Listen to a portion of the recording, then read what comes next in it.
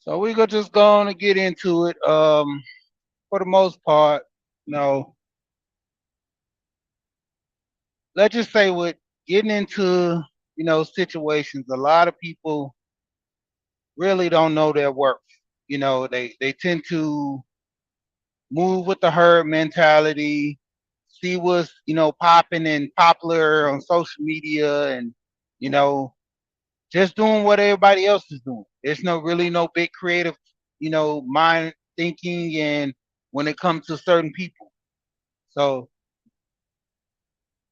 you literally have a lot of situations to where, a lot of people really fail to, do certain things in life because, either you don't have the motivation to be pushed or so forth.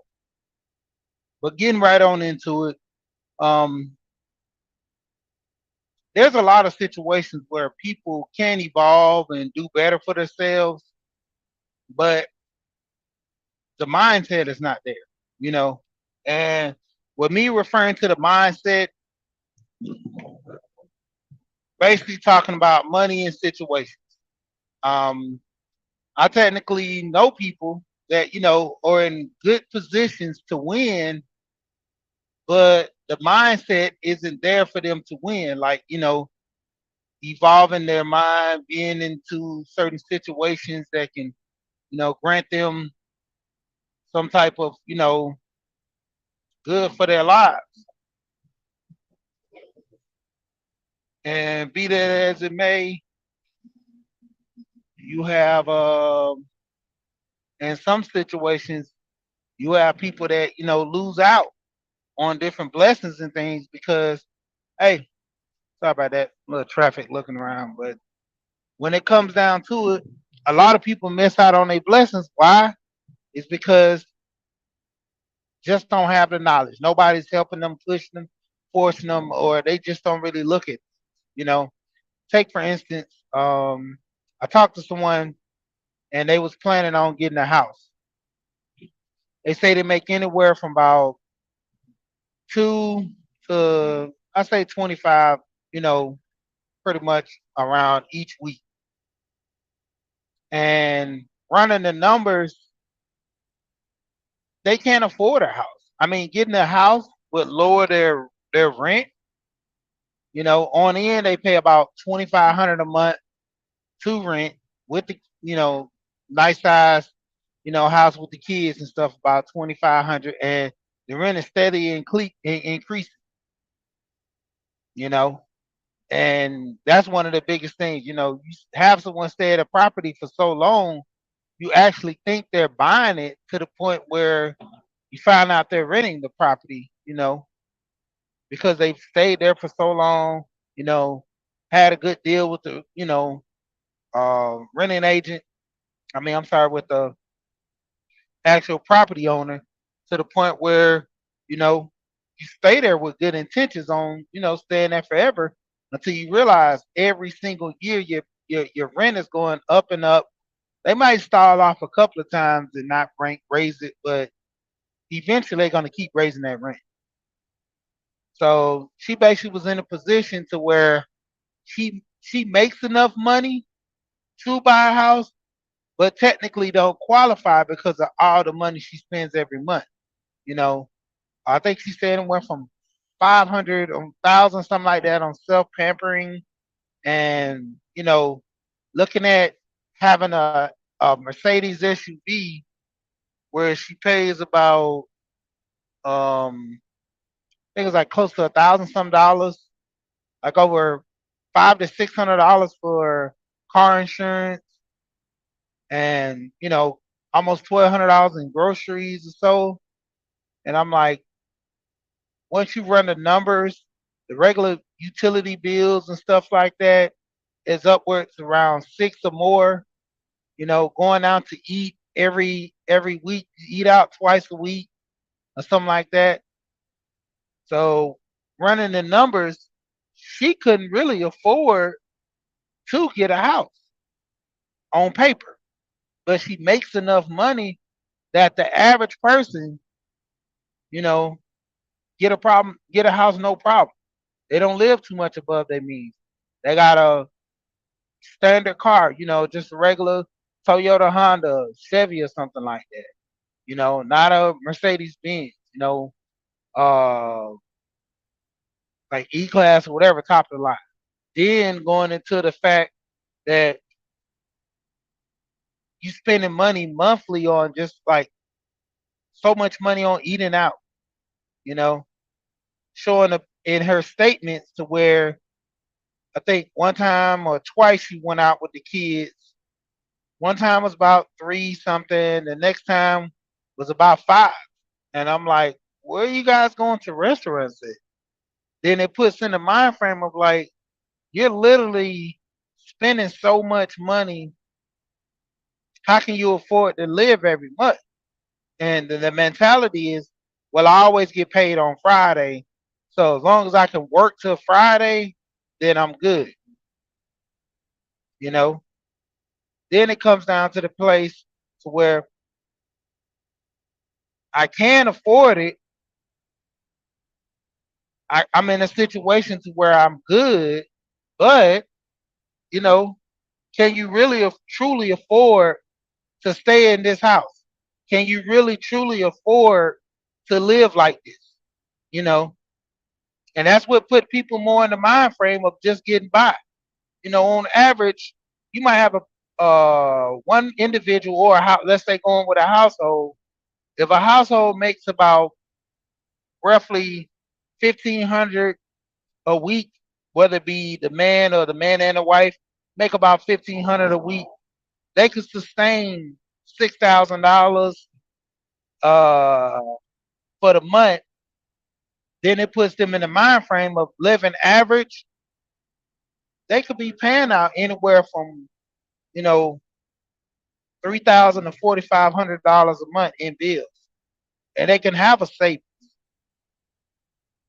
to the degree what I was describing earlier. What person literally can have a savings when you're spending your whole paycheck every week? You're not putting money aside for a rainy day. You're living for the right now. Everything you buy is pretty much considered on what you need to be spending on right now. When it comes down to your living expenses, you're making sure that you have your car paid, your car insurance paid. I mean, let alone paying $1,700 for a car and insurance is pretty much the equivalent of an average person's mortgage every month, around $1,500. Let's say give or take to 2,000, but you spending 1,700 or 1,800. That's the cost of a house. And even let with her the property that she's renting from, $2,500 a month. Did she have renter's insurance on this or not? We didn't even go through that rundown. Did she have renter's insurance? So if anything, fire, anything happens, the owner of that house is protected. But with you not having renter's insurance, everything go up in smoke. I knew someone that did that. Was staying at a property, didn't have renter's insurance. People would always tell them about renter's insurance. The owner suggested them to get renter's insurance, and say the least, it was some type of faulty wiring due to the owner's position not being able to, you know, kind of act hasty upon things that need to be fixed around the property. Because as long as you're paying, every month, that's all they're worrying about. They can save their money up a little bit, then focus on fixing it. If that house is paid off and the owner has the house paid off, all that money's coming back in the owner hand each month. So the owner doesn't really have a problem with it. They'll fix it when they fix it. But every month they got to pay rent. They're not focusing on trying to fix things right away. They want to save up a little money and maybe fix it next month or the month after that. You know, so you put yourself in a position, and unfortunately, the house ended up burning down. You know, all the people's stuff was lost. You can't go and ask the owner, "Can you compensate me for something?" Because I was irresponsible about not getting renter's insurance. You know, I can't force the owner to, contribute some money for me to, stay. That's one thing they could out of the kindness of their heart, but at the same time, they just literally lost their property. That's one of their bread and butter. The insurance is going to help them out, but if you having renters insurance, that could have helped you out. So you're trying to get someone to be responsible for a situation. Yet they did, enhancedly cause by not checking and doing the proper things to keep the property up. But at the same time, that's a situation you should have been protecting yourself as well. And that's what I say. Getting into owning a home versus renting, there's a lot of things you gotta, take into account. If you're not actually taking care of this rental property to an extent, you're not going to take care of a home with the same type. You're going to end up taking care of the home with the same type of care.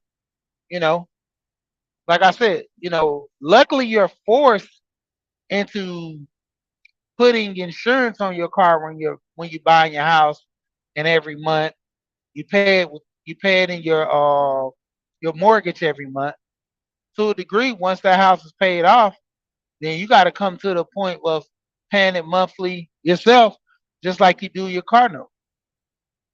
You got to start paying your taxes monthly after the house paid off, just like you do your car note, or you could do it yearly, depending on the way the state works and how you set things up.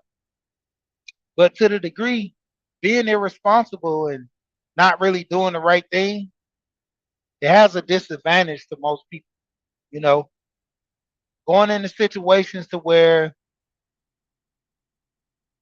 no one's actually working with you. Like this young lady, I talked to her. She really wanted to change her life.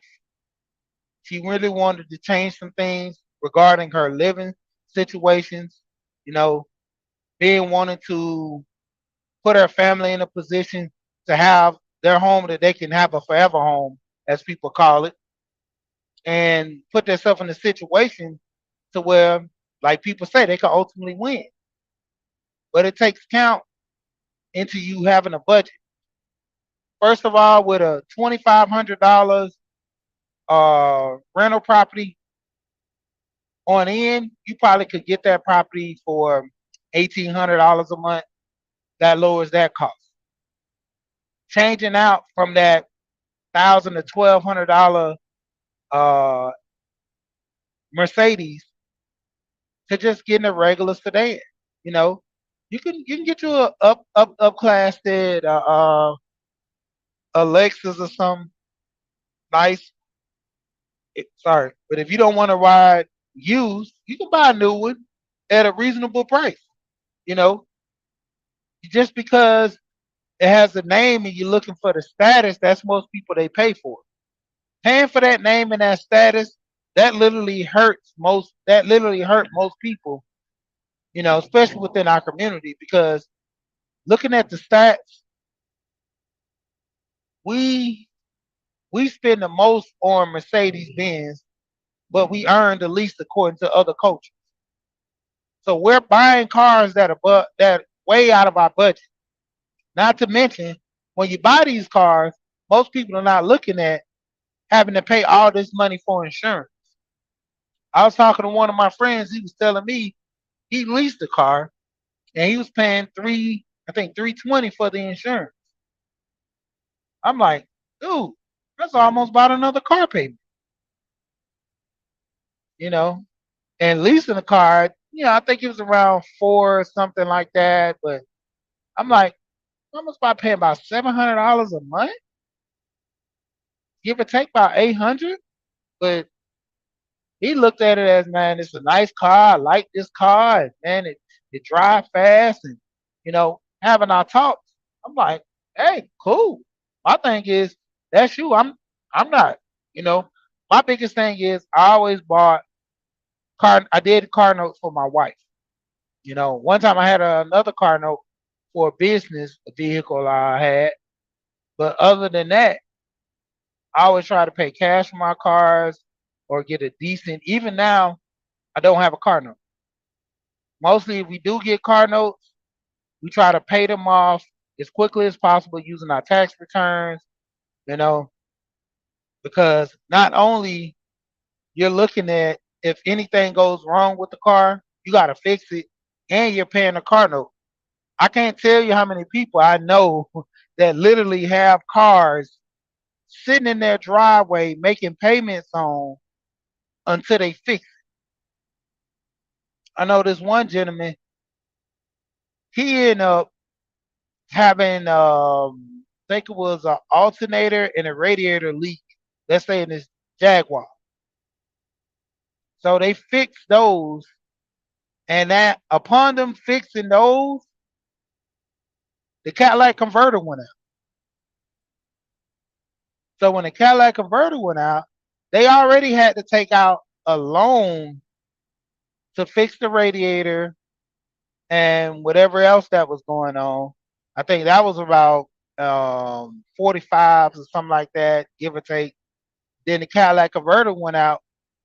That one was a little bit more because they was saying about the time, the parts on the vehicle, like literally all that stuff costing so much money to the extent they went back into debt. So now they're paying on a loan, paying on the car insurance each month, and also paying a note on this Jaguar that sits in their driveway.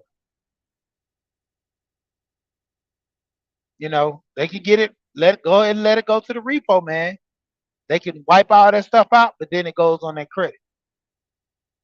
But then they say, well, I might get it fixed one. So until you actually get this vehicle fixed, you're sitting here paying 3 payments while the vehicle's steady sitting. It's like you fix one issue, then another issue came. I mean, that's the whole point. Even what a lot of people don't understand with these luxury cars, that's why you always hear me. Anybody that always listen and frequently, be on my channel, I always talk about my wife wanting a Mercedes. And I told her I could buy the Mercedes all day. We can hurry up, pay that thing off. But the thing is, I won't be paying anything on the maintenance. And she was like, why? You won't help me with nothing. I don't even care. Tires, brakes, anything. Light bulb. My friend has a BMW. I think he said he paid $250 to change a light bulb. And people say, well, I change my own light bulb. I do this and I do that. It's not simple as getting, like, I have a old 98 pickup truck. All I had to do was take a screwdriver. Well, Allen key, they have Allen keys, Allen for that one. But I take an Allen key, take the screw out, pop the light, the whole light bulb and the frame itself out, pop the light bulb out, change the light bulb, put it back in. Screw the housing of the light back into the frame, and then I'm good. The Mercedes, he basically explained to me, you're gonna need a special key to screw the light out from the house. First screw the whole housing from the frame. Then once you screw the housing from the frame, oh, I'm sorry. Let's go back to step one. Open the hood. Take the molding the plastic molding that's over the fender of the front of the car. Take that, move that. Then get to the screw it out from the frame, then come down to the other side or at the bottom of the car, unscrew it as well, and then detach another piece, pull it out. Then you have to have another tool or something like that to unscrew it. And it's like so many moving situation parts. That's why a lot of times they get paid by the hour, because it normally takes about a certain length of time to do this. So when you do jobs, let's say for instance, when I got my radiator changed in one of my cars. When I got the radiator changed, they would charge the place was trying to charge me $150 an hour. I had a warranty. The warranty company told them that they're only going to do 110, and that's the most that they'll pay per hour is 110. So the company asked me, I think it was Tune, I forgot the name of the company, but they asked me, they said, well, would you pay the difference? I said, well, that's what I'm paying warranty for. Why would I pay the difference when I could just take it to a cheaper shop? And they let me in, well, we'll go ahead and work with you. We'll go ahead and do it for 110, but normally we do it for 140. So, I mean, 150. So just know next time you get something done, that is our going rate. Cool, no problem. So, as they're, no, it was the AC, they were changing out the AC compressor because the radiator was next. So they changed out the AC compressor, and I think upon them, changing out the AC compressor, they called my warranty company and asked, do I have a warranty on the radiator? I'm not quite sure if they had a conversation or not, because all I remember when I talked to my warranty company, they expressed to me that you might want to watch this place because they're a little bit more higher than average and the cost and things. So, I looked at it as okay, thanks for the suggestion and things. But getting back into it, they literally changed my AC compressor and then tried to express to me that I needed a radiator because my radiator's leaking. I said, well, I never had a problem with my radiator before. They was like, well, sir, you probably never checked the radiator like that. I can assure you it's leaking. So what they did was they put a, instead of having the clip that comes with the dealership, they put this, um, a lot of people might know of it if you see it. It's the screw in, it's not a C clamp, but it's some kind of clamp that will have you screw in, and that wasn't from the dealership. That was from actually somebody fixing it. I bought the car from the dealership, used, but it had low miles on it. I think I had bought it with, I think it was 30,000 or some miles on the car. So it didn't have that many miles on it. They said it was a grandmother's car and she only got it for the grandkids. Never really drove it much, but when they went on trips, regular oil change, maintenance, and stuff like that. So car was good. And shout out to everybody. Sorry about how I do. Shout out to everybody coming in, and everybody should have a wrench. If not, go ahead and link up with each other and go from there. I always tell people you can share links in my chat. I don't even care if you share it and you come in, share your link and leave. My thing is I'm only giving the information, the message for people. If you take it, cool. If you don't, hey, I'm not offended. I'm not a teacher. I'm just sharing information. You know, take it as you will, and I always let people know. I don't have to tell you that I'm not a financial advisor. I always tell you, do your homework. I'm just a guy on YouTube giving information. It's up to you. But say the least, they tried to get over on me with the radiator because my radiator wasn't covered under my warranty, and took the vehicle home, looked at it myself.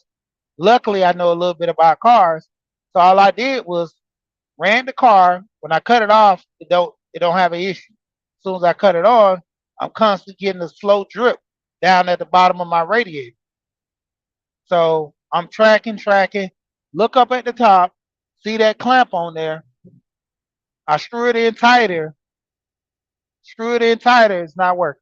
So I take the whole pipe off once it cools down, see where it used to have a clamp there, and they screwed this thing on there. So I said, okay, what happened if I go to the junkyard, get the same type of clamp, or just, because this one's not doing right or something. Little did I know, they put it above a seal point to where it's supposed to be shut. And that's why the water was leaking out. And they screwed that clamp right on that seal point to where it has a leak at the bottom. I don't know if they cut a groove out in it, but found it, problem solved. You know, me just doing a little bit of research pretty much saved myself all that money due to the fact that, like I said, these companies are trying to get over them.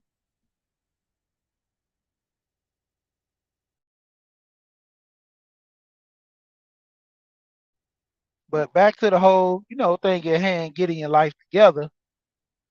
A lot of people don't put themselves in situations to win because they only getting by. Social media is influencing them. They teaching them how to spend their money. They teaching them how to live a certain lifestyle. And, that's the thing. They adhere to it. Their kids adhere to it. You know, I literally was on the phone the other day with a family member who was being so disrespectful. And I kind of, asked them, like, who taught you this? You wasn't raised like this because you was raised around the same people I was raised around. So where did you learn this mentality? You know, and I said, well, you must not have been around the elders much, or as you grew, you kind of have this title of entitlement over your head or something to that degree. I don't know, but that's not how we move in this family. And my great grandmother always, even my grandma, she would always preach. There's two types of people in this world that move around and live, and for the most part, you know, to a degree, we not those type that move or ill and think and be this way. So it just say the least. When it comes down to it, a lot of people have issues because majority of them live their life now with this whole YOLO and type of mentality to where they hurt everybody around them because they don't want to be great, they want to be better.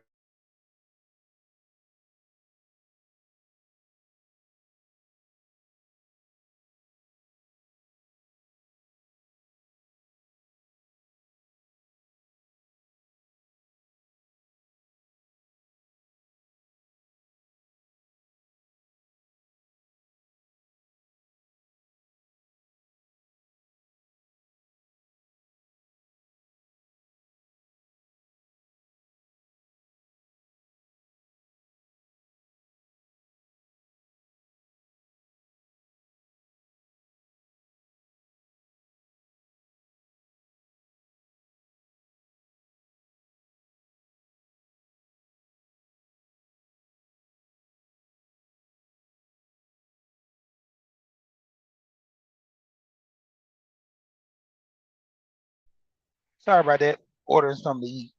But like I said, it's just crazy how people move. When getting into situations, you have family members that try to work with the kids and help with the youth, but they don't want to listen. Their whole main objective is, to do what they want when they want, with nobody questions. It's like how many kids that grew up now, look at life and act differently according to, the people they hang around, the people they follow, you know. And in most situations, you look at it like this. With my kids, I raised them a certain way. And I always push this on my channel and I always talk about this. You literally have kids raising kids. I went through the experience. I was taught a certain way to handle things and do things. But then when I wasn't around my family, I did what I want. And to a degree, I knew if stuff ever got back to my family, I know I'd be in great danger, trouble. Like, so I tend to move a certain way to where it won't get back to the house. But, in every situation, you have these kids that, go out and do what they want to do. And the parents don't do anything to them. So they always have these issues to where if I don't have no guidance, my parents are not really enforcing no discipline, I do what I want. I say what I want, I do what I want. And, it's another thing that I always, talk about within the YouTube space. We don't necessarily have a fundamentally, this is how men are supposed to act and deal to a degree. Same thing with women, you know, because The narrative always changes. You know, if a woman wants to get married, she put herself in position to be married. You know, and we all know what the position is to be married. The men know, the women know. But it comes to a point, do you want to hold that rank or do you want to hold that position to get married? You know, every person right now know what it takes or know what they have to do in order to be married. That goes for men and women. A man knows if he wants a wife, what type of woman he has to look for, what type of woman he need in his life. That's not necessarily saying the woman he's gonna get, but to a degree, a frame. You know, most what's let's say with not really trying to say people that's married, but I think it's what let's say with Taha GP. I think she's was engaged, but she not no more. Let's say with Taha GP, Henson, that a lot of men want to marry her. So they want a woman just like her, but they can't actually get a woman like her. So they have to get another woman that looks similar to her, that kind of has some type of characteristics that she has. And they put that mind frame to say, man, this is the woman that I want. You know, this is the type of lifestyle I want to live with this woman. I want to do this with this woman. Ultimately comes down to what? Looking for that woman, seeing her attitude, seeing the way she moves, the way she changed. This kind of goes into what I was talking about yesterday about, dealing with people where they are and the choices that you make. Same thing of rules for women. We hear the whole thing with the Kevin Samuels, how a lot of women want men to make six figures. If you want a man that makes six figures, what type of man do you have to be around to make six figures? What rooms do you have to be in? When people always refer to the rooms, excuse me, it always referring to the, position and the place you're in. You're not gonna meet a six-figure man at the club all the time. You know, there's some people that make six figures that hang out in clubs, but on the end, if you want a man that's nice and kind of cool, calm and collective to a degree, he's not giving them vibes in a club because he's there to party. You know, same rule apply for you know April's funny. I actually just looked down and see when I highlighted it what she said. But yeah, to a degree, like with women that they could get pregnant to get married too, but that's funny. But to a degree, she want a man that makes money and a protector and a provider, looking in different environments. That's one of the biggest things that I say about with men and women. You know, you have to literally meet a person where they are. You know, if you want a person that makes money and good, there might be people at your job or people that's in certain job fields. You might drive around and go places. One of my friends, he actually went and got some coffee and went down to 17th Street in Atlanta at the little plazas and all that, the little bars around, and they had a couple of benches. So he just sat down on the bench and drinking his coffee and stuff like that. And it was around lunchtime. And I think this lady, she was on her lunch. She was walking by. He was like, "Hey, how you doing?" She's like, "Hey, how you doing?" And so she's like, "Can I sit down?" He's like, "Yeah, go ahead."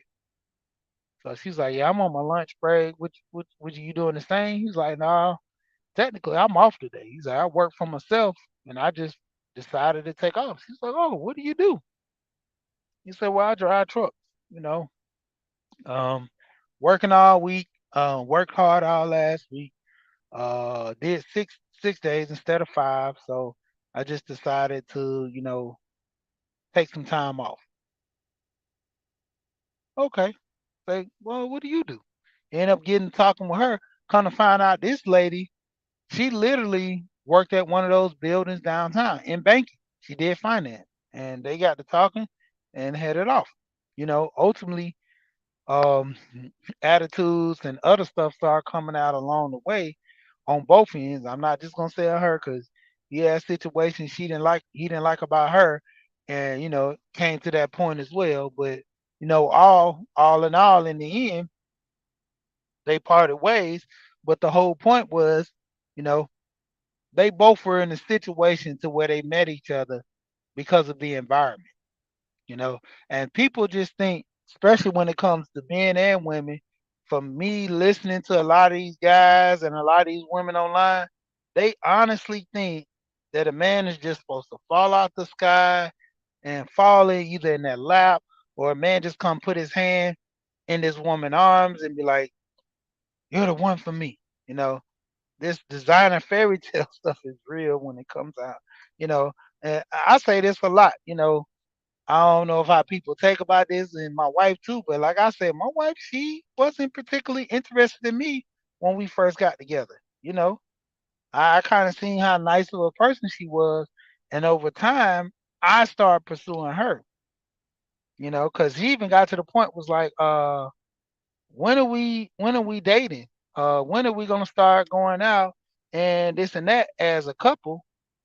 And I'm like, okay, well, more or less, I was still feeling you out because as men, especially with me looking at her being my wife, and just from just going out and socializing with her with my family, one of my family members, I didn't want to make a commitment to her and say, well, this man is such a good person, this and that, and never really know.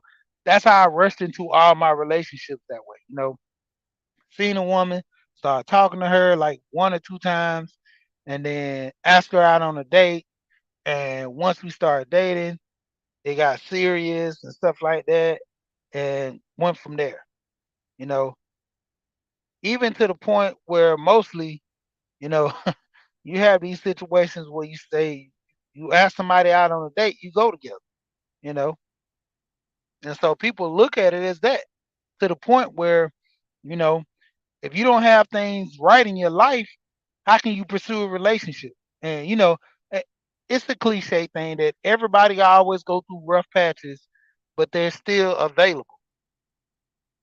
I'm I could be, just getting out of a bad relationship with a woman that was so horrible, but then if I see a fine looking woman, I just have to pursue. I have to engage. I have to deal with her according to a certain type of way. And then I put myself in that position. You know, I'm already, to a point where I ain't even got over the last relationship, it was bad. Then I'm pushing this into the new relationship, you know. But let me get off of that real quick. Like I say, it's gender topics. But getting back into the mind frame of, the money aspect, guarding your property, guarding where you live, guarding your resources, your finances, you know, like I said earlier, going over the finance with that lady, we were literally going all the way down to the T where she's spending on average $1,000 in shopping. Seeing her bank statements, seeing how much money is coming in, see how much money is going out. I'm like, you really can't afford a house. You really, truly, honestly can't afford a house because your finances are so tight to the point to where, you know, you spending $1,700, $1,500 for a vehicle. You're spending 25, at least that to the T for your your residence. That's about 4,500 right there. You're looking at about 4,500 on average. That's how much some people make a month, anywhere between 45 or something like that. And you're making that, you know, every 2 weeks or a week and a half, you're making that. So saying the least, when it comes down to it, like you're making way above average, but you're spending above average. And that's normally the situation with people. When you make that much and you spend that much, you have an issue. You know, you'll sit here spend, you say, well, I'm spending almost close to 1,000 plus on groceries each month. What are you buying? I talked about this yesterday about my kids having so many snacks. Cut down their snacks. I tell my wife, let's plan our meals.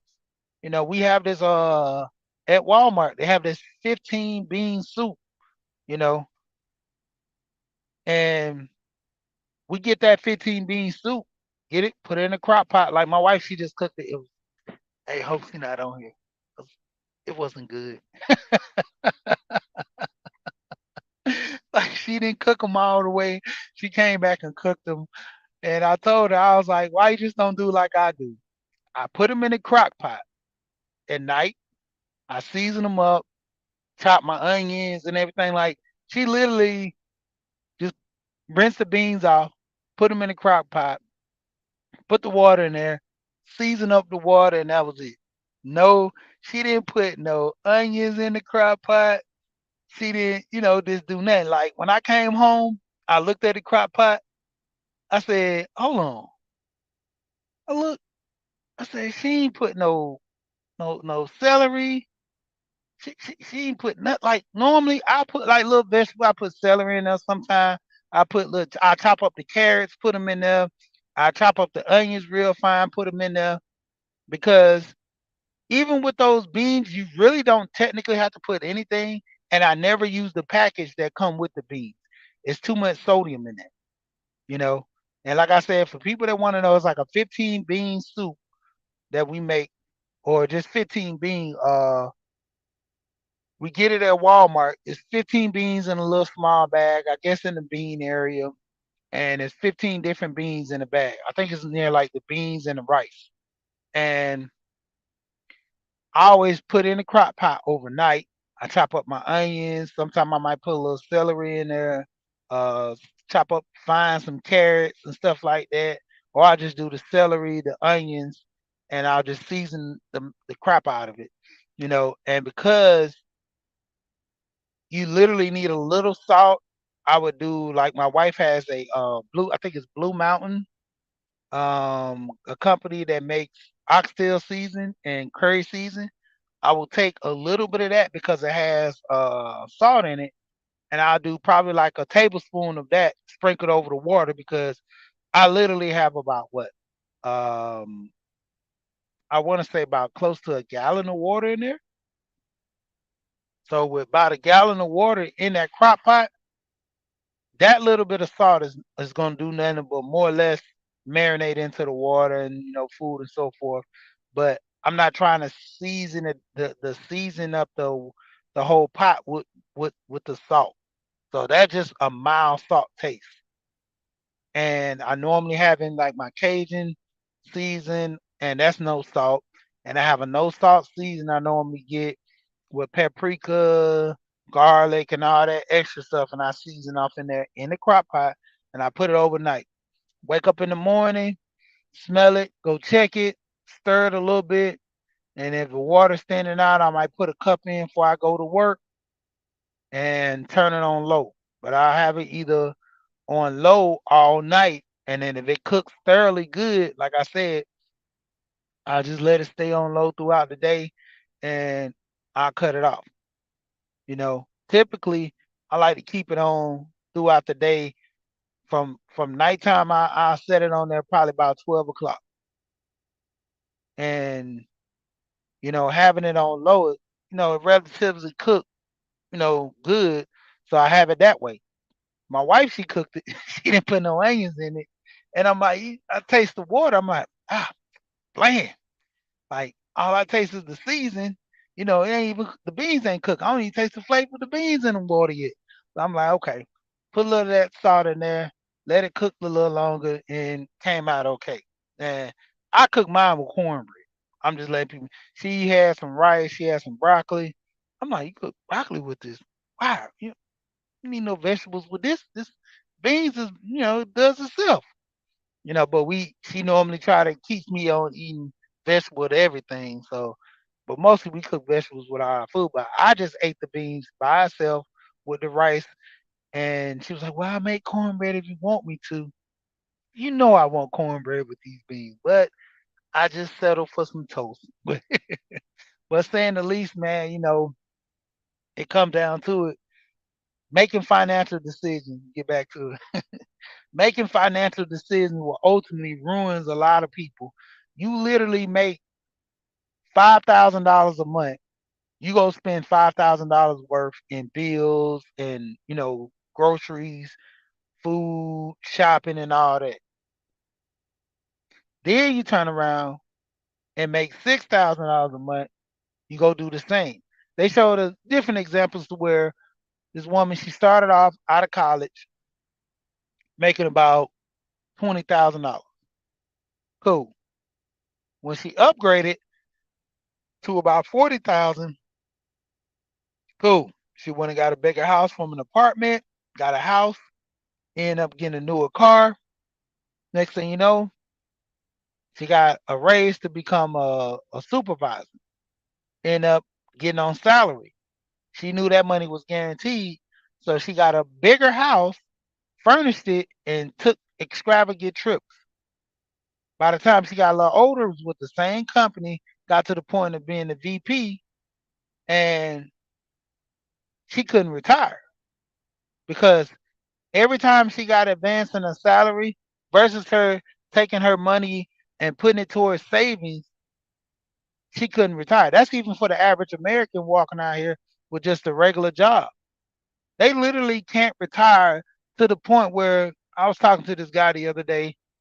He had a situation to where he can go ahead and pull out his Social Security at 62 years old, but he can't pull it out. I think he said he be getting about 25 or 2,000, between 2,000 $2,500 a month, and he don't have to work, but he can't even pull it out because it's to the point where he hasn't saved any money. He only have a minimum white life insurance for the kids, and he's to a point to where if he does do that, he only can make 2,200. I mean 22,000 a year. If he makes over 22,000 a year, then he has to pay the money back to Social Security. He has to pay money to Social Security. So it put him in a situation to where he literally can't retire. And I'm like, man, that's crazy. You know, I have another friend that's older. He's about 73 years old. He can make all the money he wants. He's retired, pulling his Social Security. And, with him not working so much because he worked up under the table, he did a lot of cash jobs. He don't make that much for Social Security to the point where he has to go to work. And he was letting me know that, hey, man, all those years of working up under the table, getting that cash money, it was so lovely, getting that cash money, not paying taxes on it. But now that I'm older, I wasn't thinking about the future. My Social Security ain't nothing. I got to get back up and go get a job at this age in my life. Luckily, he started a business for himself. He can make all the money he want, don't have to pay taxes on it because he's at that age. But it's to the point where a lot of people really not planning, for the future. You always have these situations because, you know, you put yourself in these situations by not planning, not thinking about the future, not looking at rainy days. Look how many of us get windfalls where it comes to a lottery win, where it comes to, you know, somebody passing in the family. Ultimately, you just getting a lot of money at one time. Most people take that money and typically, you know, shove that money into a brand new car, clothes, vacations, not looking at, man, I could pay my house off. I know this one lady, for instance, she got a lawsuit for over 500,000. No, I'm sorry, it was 200. $200,000 and 500 a month for some other stuff. But she literally got a lawsuit for over $200,000. And it was an issue to where she got that 200,000. She was getting $500 a month until her Social Security thing kicked in to where she can retire and get her full, I guess, pension or whatever from this thing and deal with her social security because she been working for so long. I think she gets about I don't think she get a social security yet. I'm not sure her age, but I know she get this pension from her job. She get this pension from one of her jobs. She get about I think $1,500 a month, and she had 2,000. She had $200,000 all at one time. Tell me why this person is still paying on on her mortgage. She got the house refinanced. I think she bought the house at I think close to 80,000, brand new back in the day. Then ended up refinancing the house, got like around 130 or so, and still paying on the house. And she got that windfall, I would say within what, 8 years ago or so, round frame, 5 to 8 years ago, anywhere from 5 to 8 years ago. I'm like, wow, you literally had over $200,000. You didn't pay your house off. You went and took lavish trips. You went and, shower gifts for your kids, your grandkids. You went and did so much for your family, but you didn't pay your house off. You didn't put no money aside for a rainy day. You end up putting yourself in a situation to where you end up having way more debt than you first started with the money. And I'm like, man, like what do we go from here? What's like what is the main option to where you have so much money and you lose it all on account of being irresponsible? You know, that's why a lot of people don't know how to really get their life together because if you have money like this, even when it comes to something small as 200,000 or where it comes to some millions like the lotto, you really need to talk to someone in finance to think outside the box because you're actually losing without having the knowledge to know what to do with the money. So with that being said, there's a lot of people lose out because why?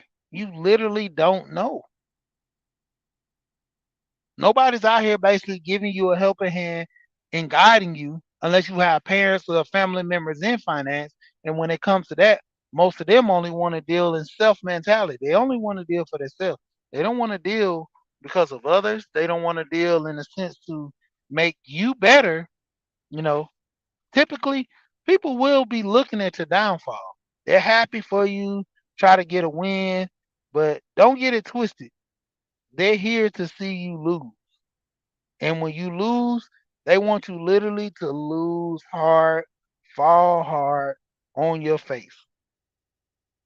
And when it comes down to it, saying the least, putting yourself around the right people will garner you some type of wealth, of knowledge, more or less, and to put you in a position to win. How many people get to a position to literally win, with family members and friends if they want your best interest? If they're looking and hoping and wishing to do the right thing for you. So with that being said, shout out to everybody that came through. Like I said, getting your life in order, getting your life together is quite simple. You know what I always say? It's okay to be entertained. It's okay to laugh and have fun. Hey, I like doing that too. But say the least, I know in my position, I'm getting older. So I'm going to sit here and look at the situation of me getting older and being prepared for life. You know, I always talk about this to be funny about the guys who were gangsters, who were thugs and all this stuff back in the day that ran the street.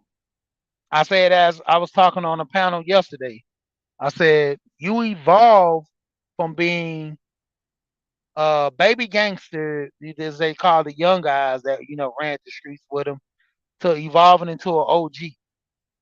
And I always said a OG shouldn't be doing drive-bys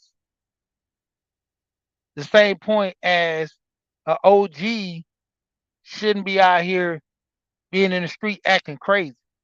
You shouldn't have the same mindset as a child. And just using that as a reference, I don't condone like all this stuff, but I'm just using the reference of people with that same mentality, doing childish and young and irresponsible things. And as you get older, your mindset is supposed to evolve from that. You know, you're supposed to elevate yourself a little more and be to a point in life to where I shouldn't be living the same as I was when I was 15, or I shouldn't be, if I'm 21, getting my car and you know door that what is it called, dining dash, where you don't pay for your meals and you're doing reckless things, drag racing. When I get to my 30s, I should calm that stuff down and cut it out. By the time I get to my 40s, I should be having my credit in line. If I haven't bought a house now, I should really consider buying houses or focusing more on things. There's certain points that you need to make standards on your life and goals and try to achieve those. You know, that was one of the things I said in high school for me to have my life in order, to have a business, have a family, you know, be successful. And I've grown to accomplish a lot of the things I had on that list. And that was from high school. You know, that was one of the biggest things. I wanted to be married because I seen the culture in my household. I seen the culture in my community, the people around me. You know, certain family members didn't stay together, but the ones that didn't, it wasn't no bad blood against them. They did what they did for the family, far as being and standing in communication and working together. So a lot of us gotta work through these things. But I always told my wife, I said, me and you ever get a divorce, I'll still deal with you for the sake of the kids. It won't be no bad blood, you know. And I'll try to hide most of that stuff, if we do have bad blood for the sake of the kids, you know, because the kids shouldn't have to go through our ordeal.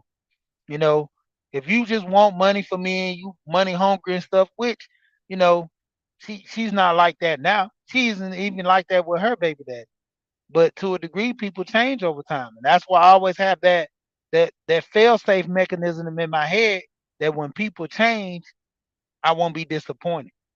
Because if I'm expecting you not to hold your end of the bargain, I won't be disappointed. Now, if you do hold your end of the bargain, then that's better for me because that shows you remain the same. You're upstanding. But to a degree, people change. So with that being said, shout out to everybody that came through and deal with your finance. You know, look at situations in your life, see some of the things you can change. I talked about yesterday how I had them to change my internet contract to where I'll be paying less. I had it to the point where I looked at ultimately removing my phone bill with Verizon and dealing with Mint Mobile. I think I'm gonna actually reach out to Mint, see if they'll give me. I know I don't have that many subscribers, but I'm like, hey, what's the harm in just asking? You know, it's either a yes or a no thing. But hey, just like I always say, you know where you stand. You literally know where you stand by asking. So with that being said, I always say, we here and we gone.